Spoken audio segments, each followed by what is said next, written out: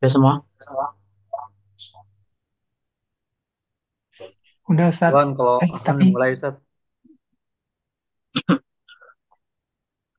Ya, Bismillah, alhamdulillah. La haula wa la quwata illa billah. Salatu wassalamu ala sayyidina Rasulillah wa ala alihi wa ashabihi wa man tabi'ahu bi ihsanin ila yaumil qiyamah. Amma Bang Ustaz, ba'du. suaranya agak-agak ada eko-eko gitu Ustaz. Agak mendukung ya. Gak sih ada eko gitu kayak Bentar. delay gitu ada ya.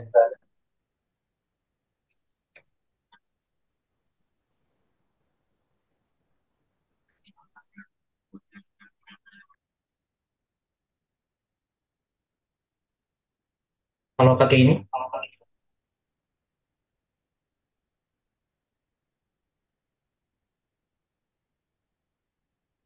nggak bisa ya.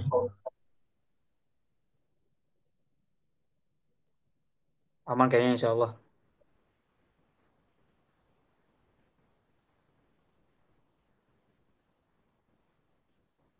Tes, bisa.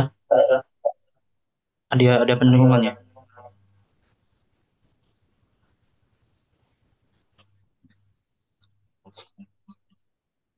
Bentar.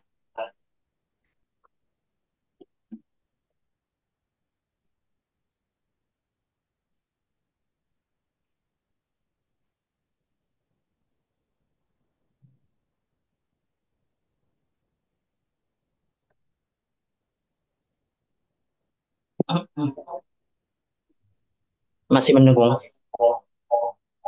Masih mendukung. Iya Ustaz kayak ada eko gitu apa? Ada apa namanya tuh? Suaranya mantul gitu, Sat. Iya mantul, mantul gitu Ustaz. Iya,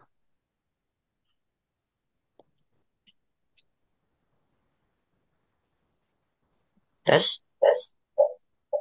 Ada pantulan. Iya masih ada pantulan ya.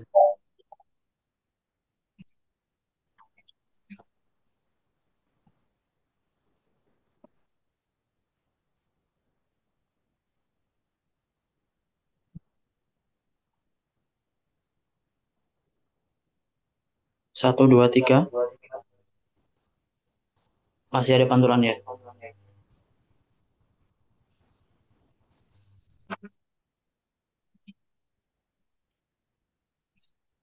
Sih gak ya? Tes. Aman insya Allah ini aman, Sudah? aman aman aman.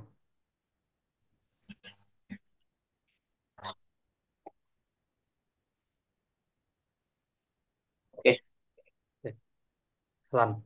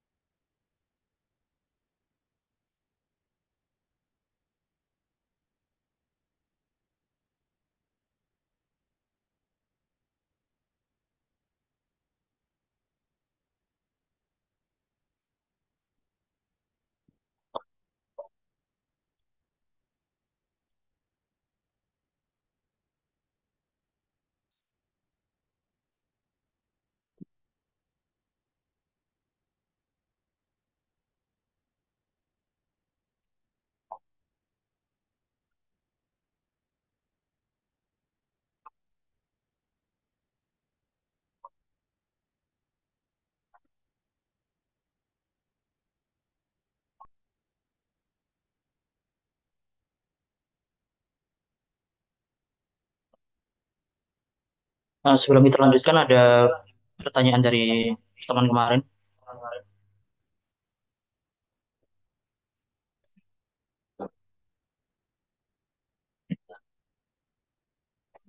Jadi ada.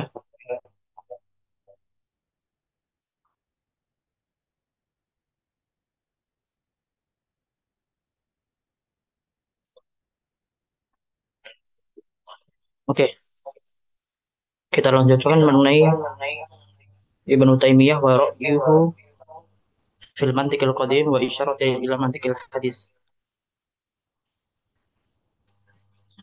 Jadi di sini beliau seorang mualif itu tadi menjelaskan mengenai Ibnu Taimiyah itu tidak menolak mantik secara keseluruhan, tidak secara mutlak. Tetapi ketika Ibnu Taimiyah menolak mantik dan juga dijuluki sebagai Naqidul Mantik, sebenarnya Ibnu Taimiyah hanya menolak mantikul qadim dan juga mengisyaratkan kepada mantikul hadis. Sehingga apa namanya bagi saya nanti akan muncul satu kaidah. Kaidahnya adalah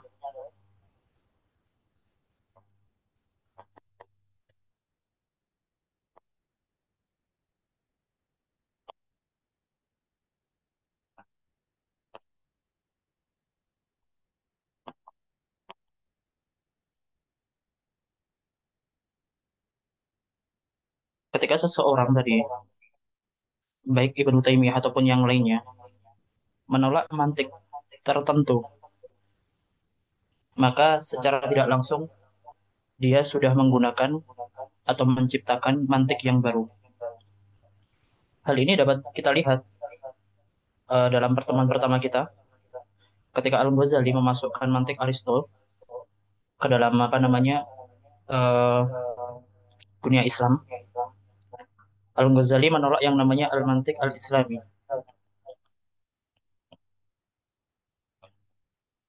di mana penolakan Al-Ghazali terhadap Al-Mantik Al-Islami, Al-Ghazali tidak bisa menolaknya secara mutlak, tetapi harus menggantikannya dengan Al-Mantik Al-Aristi.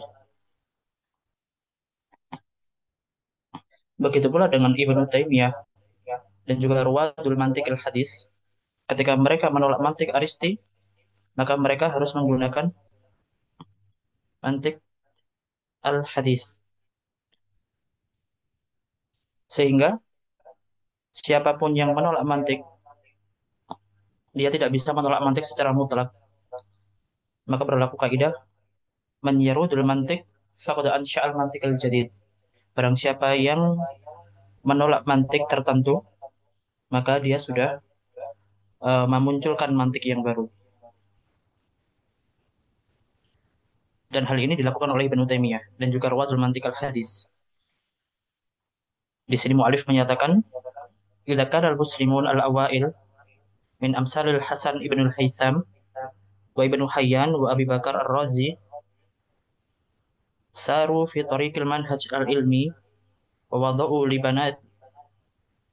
libanatihi bi tariqatin sahihatin fa inna Ibnu Taimiyah rahimahullahu ta'ala saru ala nafsi darbi haitsu kataba fi naqdil mantiqil qadim wa firrat alal mantiqiyin bi tariqatin manhajiyatin sahihatin fa huwa lam yuhajimil mantiqil qadim li mujarradil hujum wa lam ya'tabiruhu adimal faidah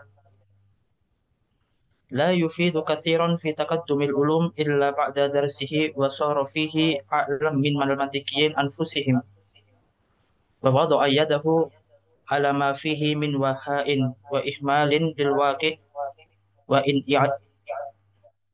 Masih ada dengungan ya? Iya, dikit Ustaz.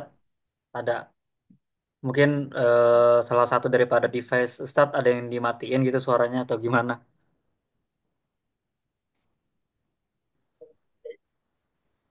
Sudah saya anu semua. Udah nggak ada Iya. dengungan lagi. Gimana ya? Masih ada. Sebenarnya masih ada sih tapi dikit sih. Lebih better lah dari yang awal.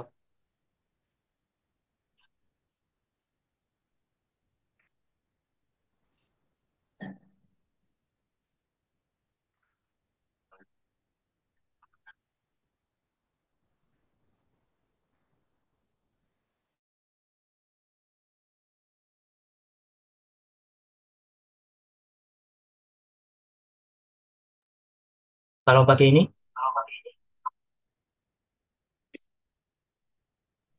ada dengungan. Eh, Insya Allah kayaknya nggak ada dah. Tapi dikit sih tadi ada. Coba lanjut aja Ustaz.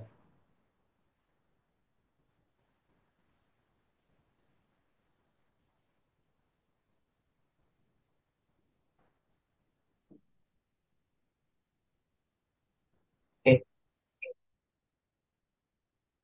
suaranya tapi jelas.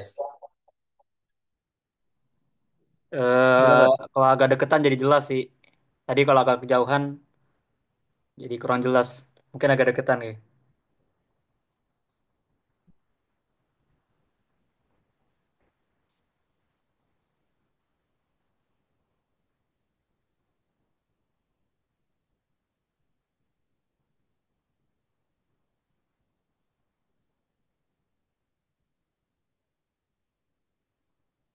Suaranya jelas.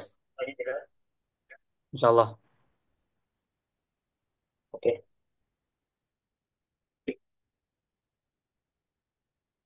وهو لم يهاجم المنطق القديم بمجرد الهجوم ولم يعتبره عديم الفائدة.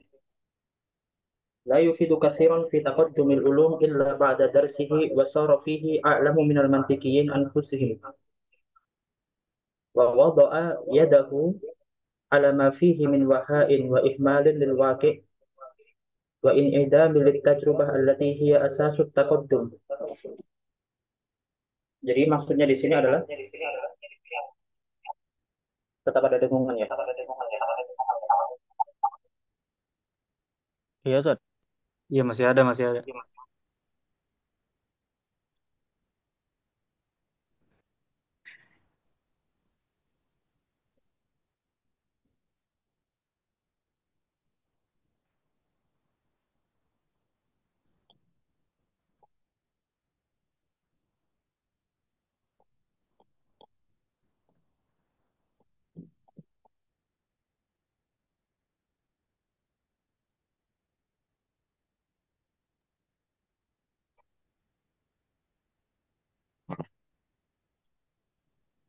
Masih berdengung. Ah, aman ini kayaknya.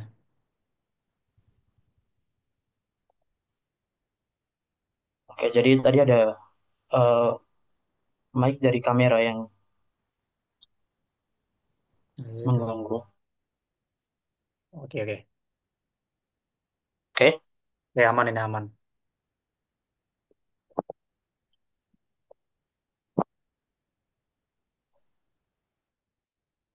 benar.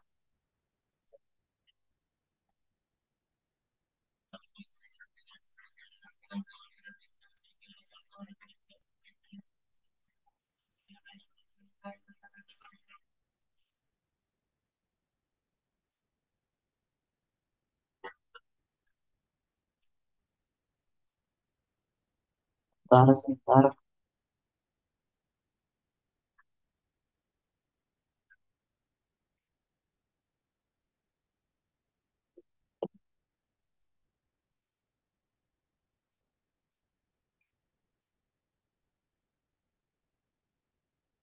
Oke, jadi Ibnu Taimiyah bagi mu'alif ketika beliau melakukan apa namanya penolakan terhadap terhadap mantikul Aristo, bagi mu'alif Ibnu Taimiyah tidak mujarrodil hujum, artinya tidak semena-mena dia menolak mantik al-qadim. Tapi penolakan Ibnu Taimiyah terhadap mantik al-qadim atau al-mantik al-aristi itu merupakan apa namanya langkah awal untuk menginsya al-mantik al-hadis. Ini adalah apa? Ini adalah ra'yu daripada mu'alif.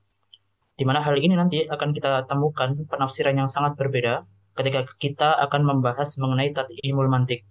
Karena bagi Syekh Syahid Fauda nanti, ketika Ibnu Taimiyah menolak mantik Aristi, maka kata Syekh Said berbeda dengan apa yang dinyatakan oleh siapa? Mu'alif. Bahwasanya bagi mu'alif di sini, ketika Ibnu Taimiyah menolak mantik Aristi, Ibnu Taimiyah ingin meninsya mantik al-hadis. Tetapi bagi Syekh Said Fauda, ketika Ibnu Taimiyah menolak mantik Aristi, tujuannya adalah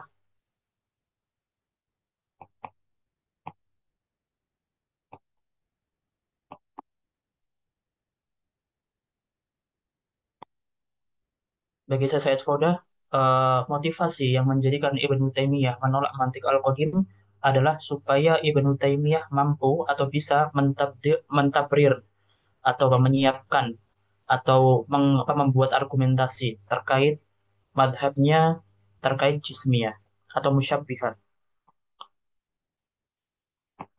Ala kulihal, dua ini adalah dua penafsiran yang berbeda antara Syekh Said Fauda dan juga mu'alif di sini. Dan saya sayangkan sekali ketika ketika mu'alif, yaitu apa namanya, dalam buku ini, dalam buku apa, Muqarrar ini, ketika beliau menafsirkan penolakan Ibnu Taimiyah terkait mantik Aristo dan motivasi Ibnu Taimiyah dalam menolak mantik Aristo bagi seorang mu'alif adalah supaya Ibnu Taimiyah mampu menginsya mantik al-hadis. Yang saya sayangkan adalah bagaimana seorang mu'alif tidak mencantumkan pernyataan Ibnu Taimiyah terkait ini. Beliau hanya mengklaim bahwasanya memang Ibnu Taimiyah melakukan ini secara sorohatan. Tetapi di dalam bukunya, dalam Muqarrar ini, itu tidak ada marja yang bisa menjadikan kita apa namanya merujuk secara langsung apakah memang Ibnu Taimiyah itu seperti yang digambarkan oleh seorang mu'alif atau tidak. Ini adalah yang saya sayangkan. Meskipun nanti, ya kan, seorang mu'alif nanti akan menghadirkan beberapa syawahid. Tetapi saya tidak tahu apakah syawahid, syawahid ini tadi itu diambil dari buku Ibnu Taimiyah yang mana, seperti itu. Jadi itu adalah sesuatu yang saya sayangkan karena apa kurangnya amanat ilmiah di dalam Muqarrar ini. Nanti akan kita lihat. Maka di sini dinyatakan fahuwa lam yuhaji bil mantiqil qadim bi mujarradil hujum wa lam ya'tabirhu adimul faidah la yufidu katsiran fi taqaddumil ulum illa ba'da darsihi wa sara fihi a'lamu minal mantiqiyin anfusihim. Jadi kata beliau, selain daripada Ibnu Taimiyah tadi menolak mantikul Aristo untuk menginsya mantik al-hadis, Ibnu Taimiyah ketika melakukan hujum itu tidak semena-mena. Kenapa? Karena beliau terlebih dahulu harus mempelajari apa itu mantikul qadim. Sehingga Ibnu Taimiyah sangat memperhatikan satu kaidah yang sangat kita kenal bahwasanya apa? Al-hukmu 'ani syai' far'un an tasawwuri. Artinya apa? Ibnu Taimiyah adalah alimun min a'lamil mantiqiyin. Sebelum beliau menolak mantik Aristo itu sendiri. Sehingga beliau terlebih dahulu mempelajari mantik Aristo, perkembangan-perkembangannya di dalam apa? Banyak buku. Lalu beliau ketika sudah mentasawurkan masalah, mengetahui apa itu mantik Aristi, beliau menolak hal tersebut dan lebih memilih untuk menginsya mantik al-hadis atau menghadirkan mantik hadis atau lebih condong kepada mantik al-hadis. Sehingga di sini dinyatakan walam ya'tabirhu adimul faidah la yufidu katsiran fi taqaddumil ulum illa ba'da darsihi wa sara fihi a'lamu minal mantiqiyin anfusihim. Wa wada'a yadahu ala ma fihi min waha'in wa ihmalin lil waqi' wa in idamil tajrubah allati hiya asasut taqaddum. Karena bagi Ibnu Taimiyah seperti yang diklaim oleh para ruwatul mantik al-hadis bahwasanya mantik al-aristi itu tidak memiliki apa kontribusi lebih terkait takodum al-ulum.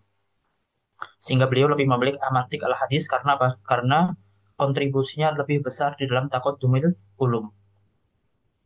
Lalu beliau di sini menuliskan pernyataan Ibnu Taimiyah. Yaqulu Ibnu Taimiyah terkait kritikannya terhadap mantik al-aristi, innal mantik al-yunani la yahtaju ilaihi dzaki wa la yantafi'u bihil balid. Kata beliau, mantik Aristo ya kan itu tidak berfungsi atau tidak berguna, tidak berfaedah untuk orang yang cerdas dan juga tidak berfaedah juga untuk orang yang bodoh. Ini adalah kritik daripada Ibnu Taimiyah terkait mantik Aristi. Dan kritik ini nanti akan kita hadirkan ketika kita membahas mengenai tadhibul mantik di dalam hudud asyubhat. Sehingga ihtimam kita di dalam mantikul hadis itu bukan hudud syubhat, tetapi hanya menghadirkan apa yang sudah dijelaskan oleh seorang mu'alif. Dan juga apa namanya menjelaskan beberapa hal yang perlu dijelaskan lebih dalam. Adapun mengenai hudud syubhat, ya kan, tidak akan kita hadirkan di sini kecuali dibutuhkan saja. Lalu beliau menyatakan wa yumkinuna an nusyira bi ijazin ila ba'di aqwalihi allati hiya fil hatarihatun ila mantikin jadidin wa huwa mantikul istiqra. Jadi di sini beliau mengisyaratkan bahwasanya penolakan Ibnu Taimiyah terkait mantik bukanlah penolakan secara mutlak, bukan menolak mantik secara mutlak, Sehingga julukan Naqidul Mantik, maka mantik di situ bukan mantik secara mutlak, tapi mantikul qadim atau mantikul aristi. Dan Ibnu Taimiyah lebih condong kepada al-mantik al-hadis. Sehingga Ibnu Taimiyah di dalam beberapa bukunya itu mengatakan bahwasanya al-juz'iyat asyrafu minal kulliyat. Mudah-mudahan ini juga merupakan isyarat bahwasanya Ibnu Taimiyah ya kan lebih memuliakan atau lebih condong kepada mantik al-hadis daripada mantik al-qadim. Karena al-mantik al-qadim ya kan salah satu daripada iktimatnya adalah kepada al-kulliyat, kulliyat kepada juz'iyat. Tapi berbeda dengan mantikul hadis, bahwasanya mantikul hadis sebagaimana yang kita jelaskan dalam pertemuan kemarin, ya kan, istintajnya adalah minal juz'iyat ilal kulliyat. Sehingga ketika beliau lebih memuliakan al juz'iyat daripada al kulliyat itu sendiri, maka seakan-akan ini merupakan juga isyarat bahwasanya Ibnu Taimiyah lebih condong kepada mantikul hadis daripada mantikul qadim. Awalan, ini adalah apa? Ini adalah beberapa isyarat atau beberapa syawahid yang apa namanya dipaparkan oleh seorang muallif, dan seperti yang saya nyatakan di awal, sayang sekali seorang muallif ketika menukilkan hal tersebut tidak menyertakan marji atau tidak menyertakan marja mashadir di mana beliau mengambil pernyataan Ibnu Taimiyah ini. Karena kalau seandainya beliau ya kan, terutama beliau ini kan menulis mengenai apa? Mantik hadis dan juga manahijul bahas. Di mana di akhir bab nanti itu akan dibahas mengenai manahijul bahas. Bagaimana menulis kitabatur risalah atau menulis bahas yang benar dan baik. Dan salah satu daripada penulisan bahas yang benar dan yang baik yang diungkapkan oleh seorang mu'alif adalah apa? Menyertakan marji dan juga menyertakan masodir. Sedangkan beliau sendiri tidak mencontohkan hal tersebut. Sehingga seakan-akan beliau mengatakan sesuatu yang tidak dia lakukan sendiri. Maka ini bagi saya adalah suatu dan juga mengurangi amanat ilmiah di dalam buku ini. Awalan kata beliau ini adalah apa? Pernyataan Ibnu Taimiyah, sehingga adab atau apa ya?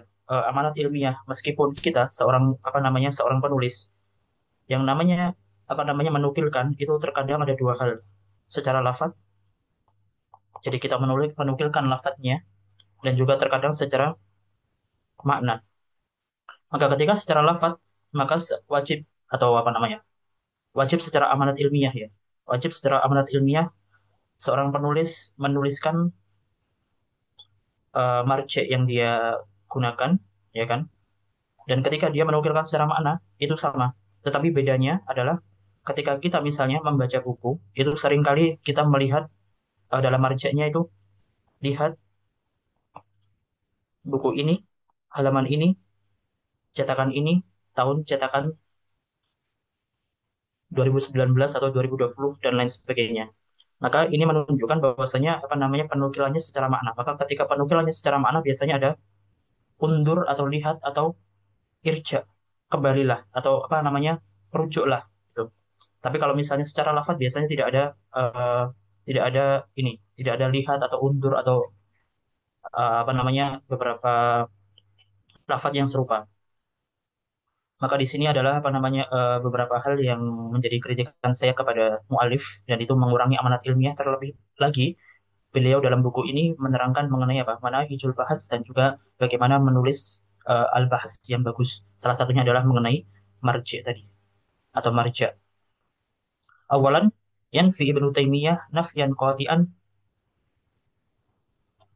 wasful mantiq al-Yunani bi annahu al-mizan al-aqli alladhi anzalahu Allah Ta'ala, wa yu'akkidu nafyuhu bi qawlihi inna Allah Ta'ala anzala al-mawazina fi kutubihi as-samawiyyah ma'a rusulihi mithla Nuh wa Ibrahim wa Musa qabla an ya'tiya Aristo bi mantiqihi bal qabla an yatahaddatha al-fitaburiyun fima summiya bil mantiq ba'da dhalik. Kata beliau, eh, bagi Ibnu Taimiyah ya kan, mantiknya Aristo itu bukan mizanul akli yang diturunkan oleh Allah. Lalu beliau menyatakan wa yu'akkidu nafyahu biqaulihi innallaha ta'ala anzala al-mawazina fi kutubihi samawiyah. Kenapa? Karena Allah secara fitrah sudah menanamkan mawazin, tolak ukur yang benar fi kutubihi samawiyah, di dalam kitab-kitabnya, ma'a rusulihi, yang dibawa oleh rasul-rasulnya, seperti Nabi Nuh, Ibrahim, Musa, qabla ayyatiya Aristo bimantikihi, sebelum Aristo itu datang dengan mantiknya. Bal qabla ayyatahaddatsal Fitagoriyun fi masummiya bil mantik ba'da dzalika. Bahkan sebelum Fitagoriyun sendiri membahas mantik itu sendiri. Hal ini itu sangat bertentangan dengan apa yang dinyatakan oleh Al-Ghazali yang saya eh, tampilkan kemarin, di mana Al-Ghazali beliau menyatakan bahwasanya apa? Tidak ada perbedaan antara kaum muslimin dan juga Yunani terkait makna atau makosid daripada mantik itu sendiri. Perbedaan antara muslimun dan juga Yunaniun itu hanya apa? Mujarrodul istilah.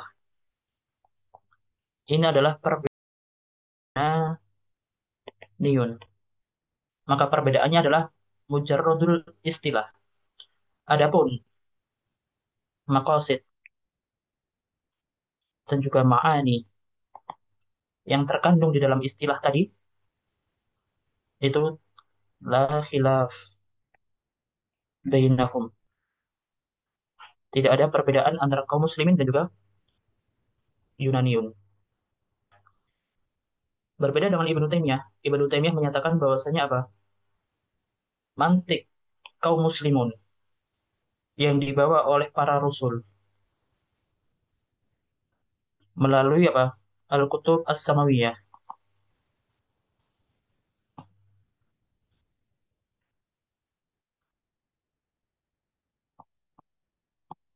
Itu berbeda dengan mantiknya Aristo atau mantiknya Pythagorean. Dan saya nyatakan fihi nadhar. Kenapa? Karena kita kemarin menyatakan, ya kan, atau kita kemarin menjelaskan apa yang dinyatakan oleh Al-Ghazali, dan itu memang benar adanya. Bahwasanya apa? Setiap orang itu memiliki kesamaan, baik itu Yunaniun, ataupun Muslimun, ataupun apa, selain daripada keduanya. Itu kita semuanya memiliki kesamaan di dalam apa? Di dalam mizan, di dalam tolak ukur kebenaran yang dirumuskan oleh kaum Yunani. Sehingga sebenarnya tidak ada perbedaan, ya kan? Sebenarnya tidak ada perbedaan antara kaum muslimin dan juga kaum Yunaniun ataupun yang lainnya. Sehingga di sini yang dalam kemarin saya hadirkan di sini, Ghazali menyatakan wa fikratul Ghazali anil mantikiyat anna aktsaruha alal manhaj shawab wal khata' nadirun fiha wa inna ma yukhalifuna ahlal haqq bil istilahat wal iradat dunal ma'ani wal maqasid. Sehingga Al-Ghazali menegaskan bahwasanya memang tidak ada perbedaan sama sekali terkait al-maqasid dan juga ma'ani yang terkandung di dalam mantik. Min haitsu huwa surah. Kenapa? Karena setiap orang ketika ingin sampai kepada majhul tasawwuri atau majhul tasdiki, maka manhaj atau metode yang mereka gunakan harusnya sama, secara disadari ataupun tidak. Apakah mereka pernah mempelajari mantik atau tidak? Semuanya sama. Yang menjadi persoalan atau yang menjadi perbedaan itu sebenarnya bukan pada surah mantiknya, tapi apa? Istilah yang digunakan dalam mantik tersebut. Sehingga ketika kawan-kawan membaca kutubnya Ghazali, jangan kaget kalau misalnya Al-Ghazali sama sekali atau sangat jarang sekali menggunakan istilah-istilah mantik. Contoh mudahnya dalam Qistas Al-Mustaqim, Al-Ghazali, ya kan? Beliau di situ menawarkan ada 5 istidlalat. Ada 5 istidlalat. Beliau dalam 5 hal ini, yang pertama adalah kias hamli atau kias iktironi. Beliau hanya menghadirkan 3 kias saja, satu, dua, tiga. Sisanya adalah syartiyah, muttasilah dan juga munfasilah. Maka ada 5 bagi beliau di dalam Al-Quran ada 5 kistos mustaqim. Dan 5 hal ini adalah nafsul kias allati nafsul kias alladhi yashrahuha Aristo. Jadi Aristo ketika menjelaskan ada ashkal arba'ah dan juga kias syartiyah munfasilah dan juga muttasilah, itu adalah apa? Itu adalah hal yang sama dengan yang dijelaskan oleh Al-Ghazali dalam Qistos Mustaqimnya. Tetapi Al-Ghazali sama sekali tidak menggunakan istilah-istilah yang digunakan oleh Aristo. Sehingga ketika kalian akan membaca Qistos Mustaqim, nanti akan melihat bahwasanya Ghazali akan merubah nama-nama daripada kias yang dilakukan oleh kias apa atau syakal atau apa namanya penjelasan atau istilah yang digunakan oleh Aristoteles. Dan Al-Ghazali menolak kias syakal robe karena bagi beliau, bagi Al-Ghazali, hal ini apa namanya jauh daripada tabiat dan Al-Quran tidak mungkin menggunakan hal tersebut. Meskipun apa namanya apa yang dilakukan oleh Al-Ghazali dikritik oleh beberapa mantikiyun di dalam Qistos Mustaqimnya. Artinya apa?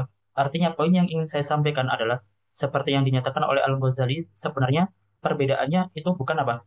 Apakah kita kaum muslimin atau bukan kaum muslimin? Tetapi perbedaannya adalah memang mujarradul istilah. Adapun mantik secara surah itu adalah musytarikah jami'un nas. Sehingga setiap orang ketika ingin apa namanya mengetahui majhul tasawuri atau majhul tasdiki, maka metode yang digunakan itu adalah sama, secara disadari atau tidak. Baik mereka sudah pernah mempelajari mantik atau tidak. Maka di situ saya nyatakan fihi nadhar. Karena apa? Ketika Ibnu Taimiyah menyatakan yanfi Ibnu Taimiyah tadi wal mizan al munazzal minas sama'i wal qiyas as-sahih wal ma'rifah al fitriyah. Bagi Ibnu Taimiyah ya kan. Dan ini akan apa berpengaruh dengan apa namanya pendapat beliau terkait ma'rifatullah nanti, bahwasanya ma'rifatullah adalah fitriyah juga bagi beliau, dan itu adalah ditolak oleh kaum muslimin, terutama ahlus sunnah. Wal mizan al munazzal minas sama'i wal qiyas as-sahih wal ma'rifah al fitriyah indal insan lit tamatsul wal ikhtilaf wal risalat as-samawiyah atat litakmil al fitrah litakammulil fitrah id anna rusula arsyadatin nas ila tariqil ladzi ya'rifuna bihil adl was sawab yaqulu ta'ala fi surati syura Allahul ladzi anzalal kitaba bil haqqi wal mizan. Al mizan di sini adalah yang dimaksud dengan al mantik apa namanya al mantik al fitri tadi. Jadi bagi Ibnu Taimiyah Allah itu menurunkan Alkitab dan juga al mantik al fitri yang dinamakan sebagai mizan. Wa yaqulu subhanahu fi suratil hadid laqad arsalna rusulana bil bayyinati wa anzalna ma'ahumul kitaba wal mizan liyaquman nasa bil qist. ومعرفة المتماثلات والجمع بينها والمختلفات والتفريق بينها أمور فطرية في الإنسان. Ketika kalian ingin apa namanya ingin mengetahui lebih jelas terkait apa yang dimaksud oleh Ibnu Taimiyah terkait al-mizan atau al-mizan al-fitri atau al-mantik al-fitri yang di apa apa namanya yang diartikan atau yang di apa namanya yang terdapat di dalam Al-Quran, silahkan nanti lihat bukunya Syekh Syahid Faudah terkait Al-Kashif As-Saghir. Di situ beliau entah itu dalam saya pernah membacanya dalam apa namanya edisi yang lama. Saya tidak tahu apakah di edisi yang baru ada perubahan atau tidak. Karena kemarin ada edisi baru di 2021. Maka silahkan nanti kalau misalnya ingin membaca atau mengetahui lebih lanjut mengenai Al-Mizan Al-Fitri di dalam apa namanya Allah dalam Allah Allahul ladzi arsalna bil haqqi wal mizan atau dalam firman-Nya laqad arsalna rusuluna bil bayyinati wa anzalna ma'ahumul kitab wal mizan. Apa makna mizan dalam pandemnya silahkan dibaca dalam Al-Kashif As-Saghir dalam bukunya Syekh Said Fauda. Wa ma'rifatul mutamatsilat wal jam' bainaha wal mukhtalifat wat tafriq bainaha umurun fitriyatun fil insan. Fakullu insanin mafturun alal iman. Ini adalah apa? Min lawazim daripada apa yang dinyatakan oleh Ibnu Taimiyah. Ketika Ibnu Taimiyah menyatakan bahwasanya secara fitrah manusia tertanam dalam dirinya al-mantik al-fitri tadi. Dan minal mantik al-fitri juga adalah ditanamkannya pengetahuan atau ma'rifatullah dalam setiap diri manusia. Sehingga manusia secara fitrah bagi Ibnu Taimiyah itu sudah mengenal Tuhannya sehingga tidak lagi memerlukan yang namanya nadhar, maka tidak ada kewajiban nadhar bagi Ibnu Taimiyah. Fakullu insanin mafturun alal imani, dan ini berbeda dengan apa namanya Asy'ariyah dan juga Maturidiyah. Fakullu insanin mafturun alal imani billahi wa ala taswiyah bainal mutamatsilat wa tafriq bainal mukhtalifat.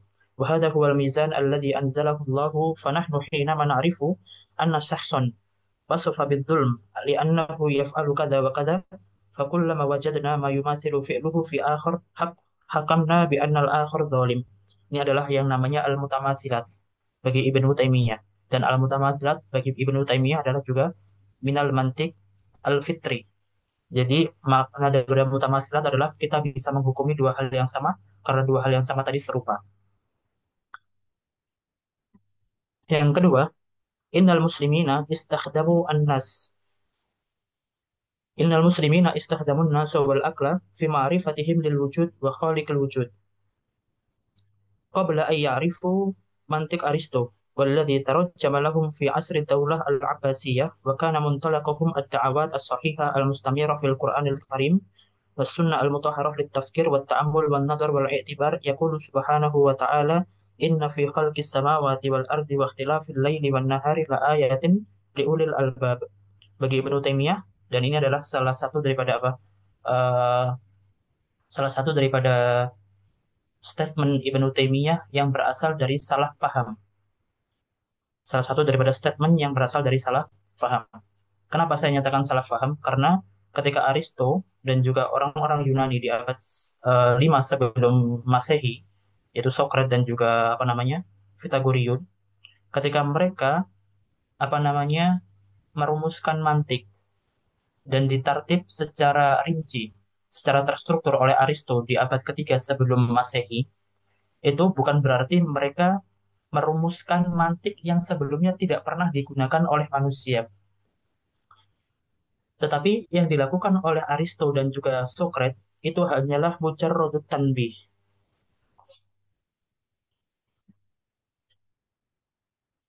Mujarradut tanbih maksudnya adalah manusia, ya kan? Manusia itu sudah apa namanya? Memiliki akal dan juga memiliki apa namanya?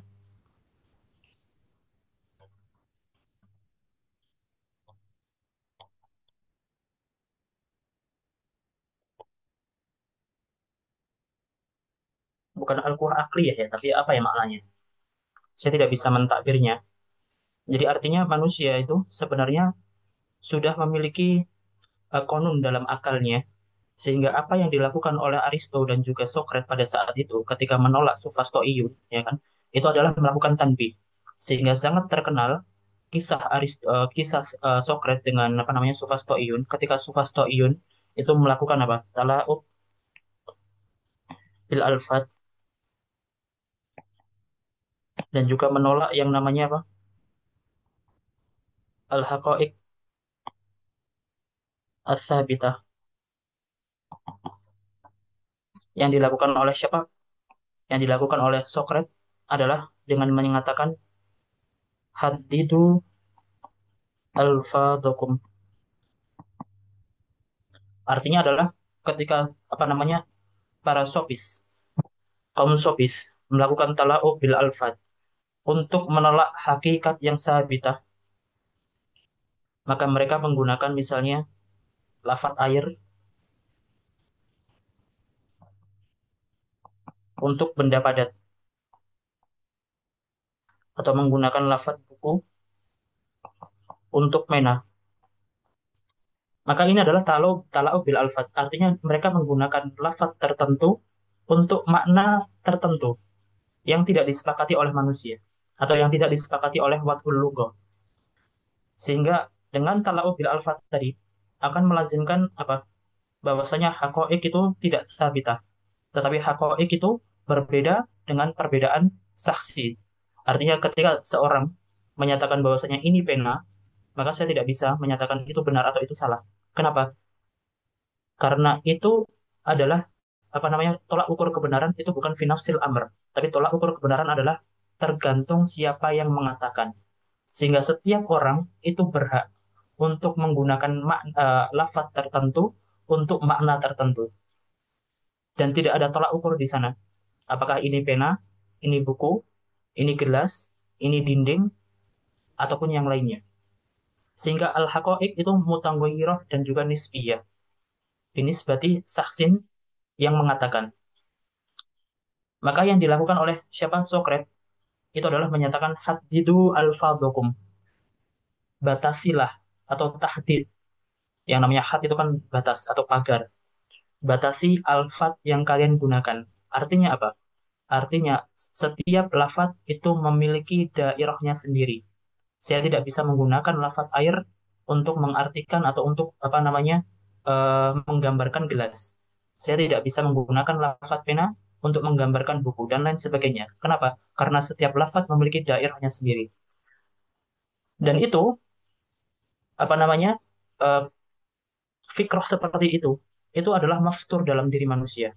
Maka yang dilakukan oleh Socrates ketika menyatakan haddidu alfadakum, ya kan?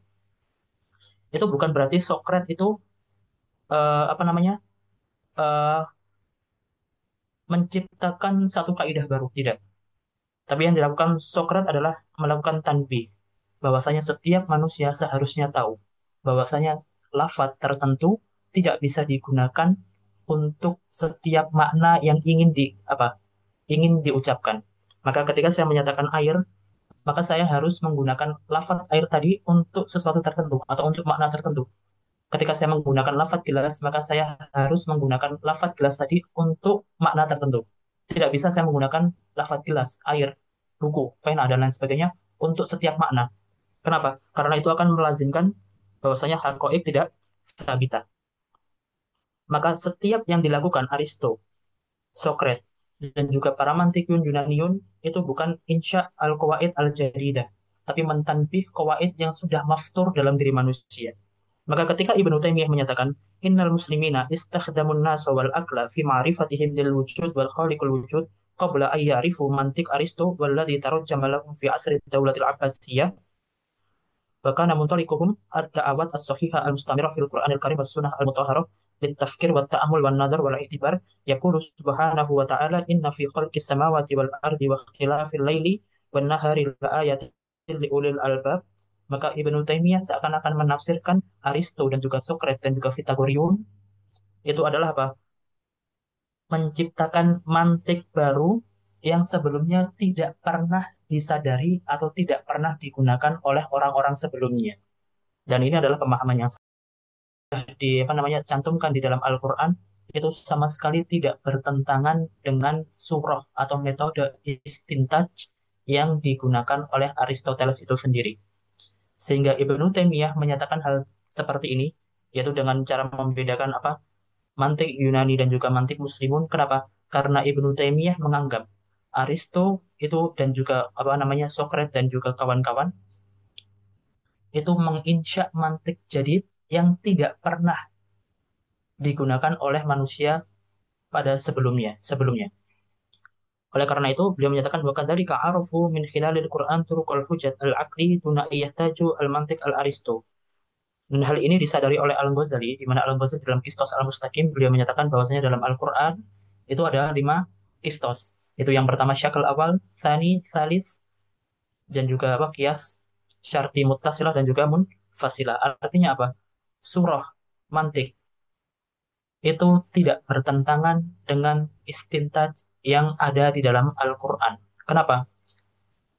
Karena yang namanya mantik tadi, itu adalah maknanya adalah konun atau alatun lil fahm yang bisa digunakan untuk setiap madah, bisa digunakan untuk setiap ulum nadoriyah. Dan di dalam Al-Quran itu juga banyak ulum nadoriyah.